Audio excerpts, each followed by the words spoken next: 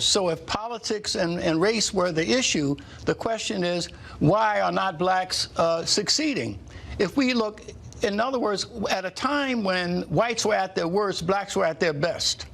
Between 1920 and 1940, during segregation, yes, the education gap in the South was 3 years, 5 years for blacks, 8 years for whites. Within 20 years, we closed that gap within 6 months because we established schools, 5,000 Rosenwald schools. In part, Rosenwald, the CEO of Sears, yes, partnered with Booker T. Washington. He invested $450 million, $4 million.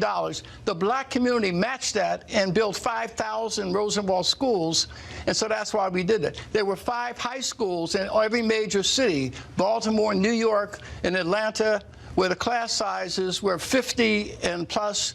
We had tattered school books, the buildings were torn down, but the test scores of those blacks in those high schools exceeded all of the test scores of whites in those same cities, even though we were spending less. So the issue, Tucker, that we ought to be talking about is why we ought to be talking about black resilience.